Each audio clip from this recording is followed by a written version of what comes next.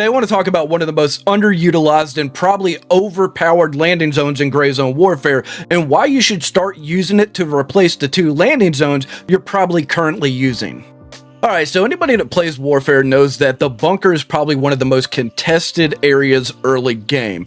And personally, it's where I ran into my first PvP. And most people always seem to land over here at Lima 2, and that's one of the biggest mistakes you can make. You see, not only is this one of the most camped landing zones in the game, on top of that, anybody in the bunker can hear you coming, which means they have plenty of time to set up an ambush and just wait for you to come in. And then the same thing goes to Lima 2. It's not as camped as Lima 1, but anytime you land here, people know you're coming, and you also run into campers here as well. So what you want to start doing is actually landing over here at Delta 1. You see, there's 2 really big advantages for this. One, it's not a crowded landing zone. Most of the time, you don't really see many people over here. And then 2, you're out of sound range for the bunker, meaning that nobody in the bunker area is going to hear you land over here. And once you land, you can come in undetected. You can deal with anybody camping Lima 2, you can deal with anybody camping Lima 1, or you can just come in and assault the main bunker with nobody even knowing you're around. So when it comes to PvP, Delta 1 is one of the most powerful tools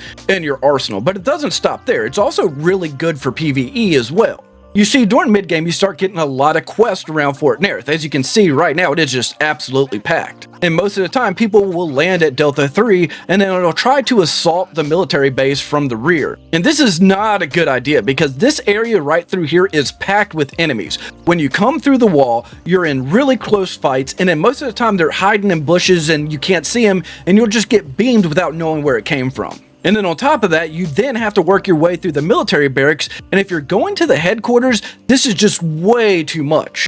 However, once again, if you come over here and you land at Delta 1, you can cross the street, enter through this gate, then clear this area before making your way to the headquarters. And it is a lot easier. Not only do you have clear line of sights, there's hardly any trees, and then on top of that, there's a lot of high ground to get on and take out the enemies from above. And once you clear the hangar area, you can also fill up your bags with loot and then head into the base and clean this up and complete your missions. But that's it for today. If you enjoyed the video, hit that like button. You don't have to, but it really helps out the channel. And until then, I'll see you in the Gray Zone.